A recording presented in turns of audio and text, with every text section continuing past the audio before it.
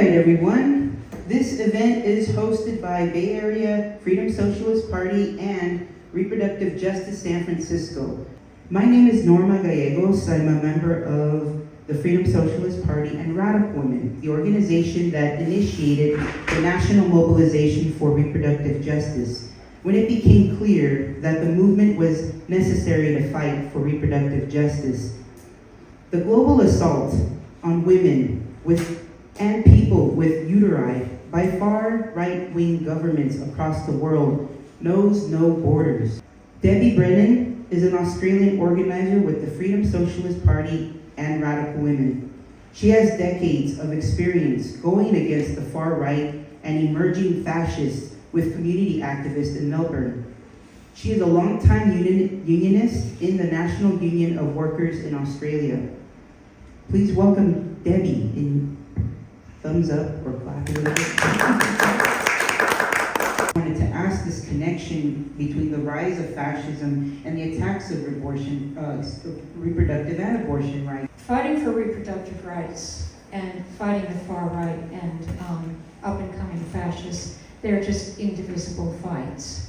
I find it easy to understand that connection just to think of the basic fact that human labor produces profits. Women's reproduction supplies that human labor.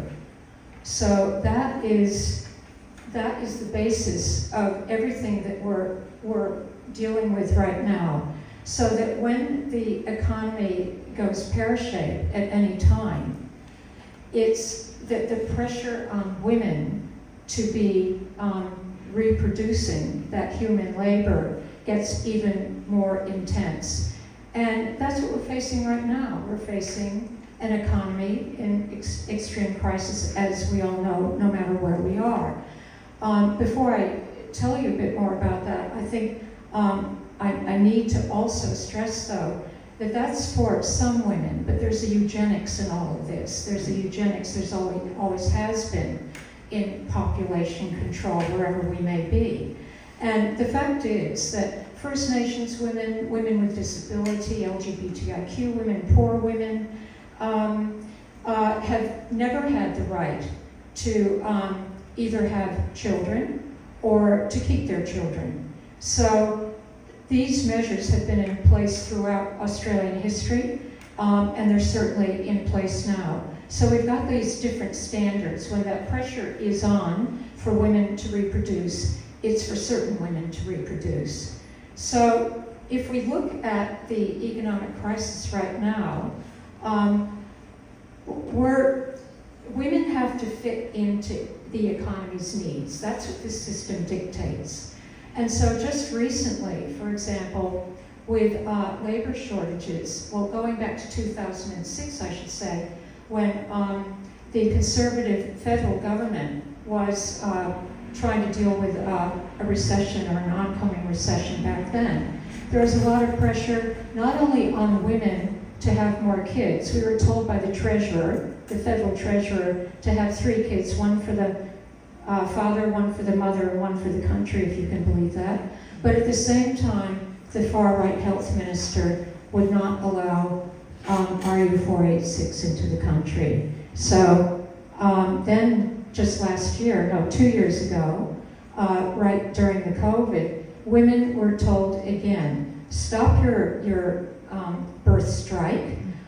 You need to breed more because the economy absolutely needs it. At the same time, the federal government cut child care. So they're telling us to have kids, and they're cutting anything that would, another aspect of our reproductive rights. Right. The rage, the anger, all these, the most impacted folks who this is going to impact, we know. Tell me a little bit more about how the channeling of our energies into the organizing and the fight back, because I've learned a lot about the work that you've done with the United for Reproductive Justice group, and would love to instill this need movement, to build a movement, to make it inclusive, to bring intersectionality into it, because if they're united on that side, our side needs to be as united, or even more so. More united and better organized. Well, Radical Women has always fought for more than abortion. Part and parcel of Radical Women's organizing has always been around intersectional demands of reproductive justice. So it has, it makes those connections that I've made before with women whose reproduction is actually not even allowed. So that has been absolutely central to Radical Women's organizing and uniting around. At the same time, we have put the importance of unions up front, because after all, not only are working class women and oppressed women in the unions, but the unions have their power to unite everyone, the entire working class, around reproductive justice. So besides some of those things that we've already mentioned in the past, yes, we, Radical Women, recently initiated United for Reproductive Justice. We did that because of the recognition that attacks are coming our way. Even though the monster may not be directly in front of our faces, we know it's coming. So United for Reproductive Justice, its first work was to build a contingent to a counteraction that had been organized against this year's March for the Babies. And so we organized around agreed demands, agreed multi-issue demands that first and foremost address the need for a federal law for free, safe abortion on demand, but also addressing the reproductive needs of all women, including trans women and non-binary people. So we've got 10 demands addressing all of that. We had a large contingent, which, and involved in organizing that contingent were union activists, were First Nations justice activists, disability activists, prisoner rights activists, anarchists, socialists, and so on. So we did actually bring, a lot of people came in to the organizing of that contingent. So what we need to do now is broaden that, to build that, because the March for the Babies has come and gone until next year, but between now and then, there is a lot of broadening not only within, across movements, but broadening into the communities of those most targeted by the far right and most affected by the assaults on reproductive rights. Organizing is the most important thing that we can do, but we always faced roadblocks. So what are some of the issues and disagreements in the movements? I read an open letter that your group published, so I'd love to learn more about how we can work better together, but also name the issues, say what's the disagreements. There are three main roadblocks that I can see. One is liberal feminists who are still, the system treats them as the voice of feminism and reproductive rights, which is far from the fact. But liberal feminism, I think that you face the same thing here. They believe in the system as it is. They believe that a little reform is the end of the story, and there's no fight to be had anymore. They deny the dangers of the far right. They do not like grassroots activism.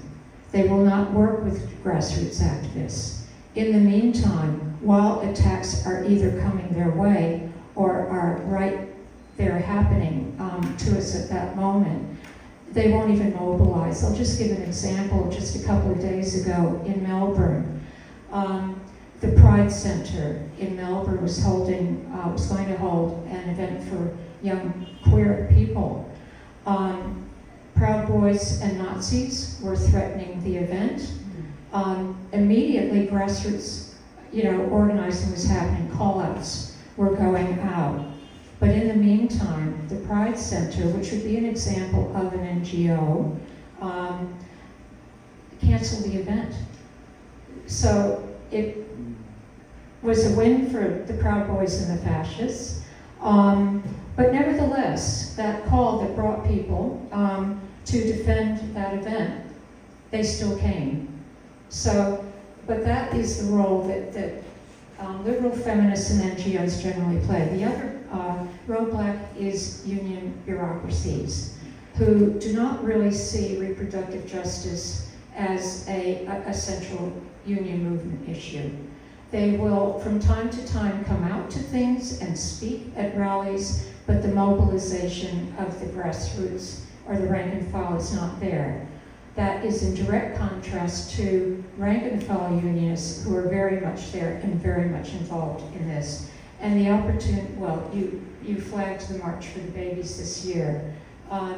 The organizers of the counter demonstration, the Victorian Socialists, were running for state election at that time. It turned out that that counteraction was really a publicity stunt for them. So they did a bit of risky business, stoushed with the cops and so on, which put a lot of people, some people were pepper sprayed and so on.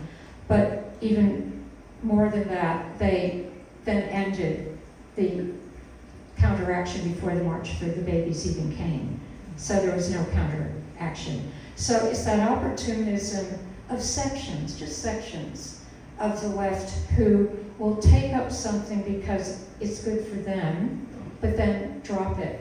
Or they would never democratically organize, and they would be able to, play whatever games they care to game. That's what happens when an organization puts itself above the movement.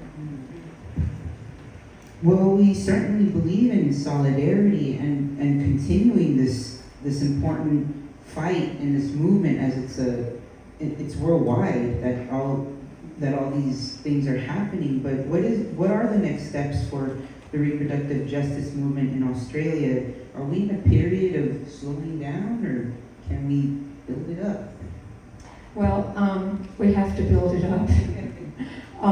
And I think you all feel it here in the United States, and we certainly feel it in Australia. And what's needed, first of all, is to really continue that multi-issue approach, to be striving for either united fronts or strong coalitions around agreed demands that everybody will unite around, and which is exactly what United for Reproductive Justice is doing, which is exactly what I know Bay Area Reproductive Justice and the National Mobilization for Reproductive Justice is doing here, and that is absolutely mighty powerful.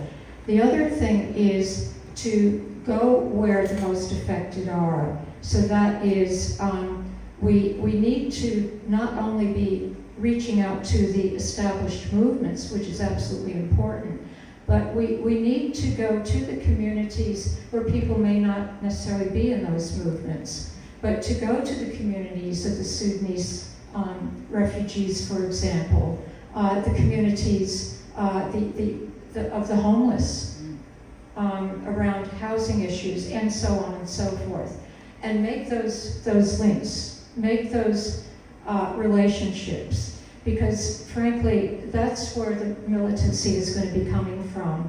It's from those communities of those most oppressed by the system, done over by the system, targeted in terms of reproductive rights, who are going to be bringing the energy and the power and the militancy to our unions.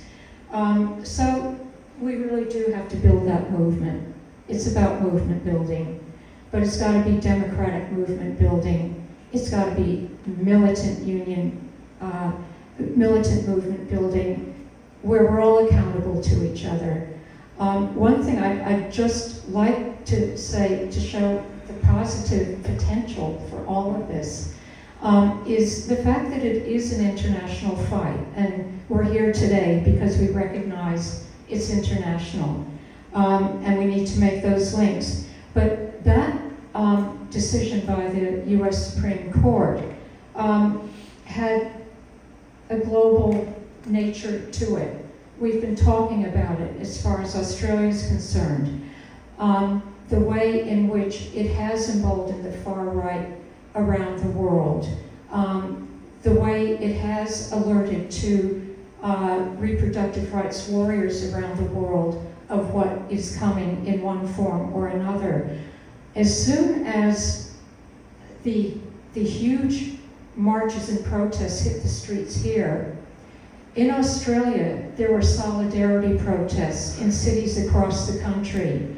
And in Melbourne alone, we were 15,000 people who came out in Melbourne in solidarity with the United States.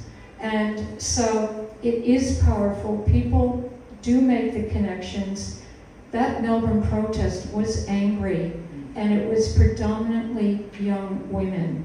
And they weren't going to stop at anything, and that's what we need. It's there, we just need to channel it, and channel it internationally and make our links organize internationally. We want to organize with Bay Area and the National Mobilization for Reproductive Justice. So, let's do it. Everyone give a clap or a thumbs up or a...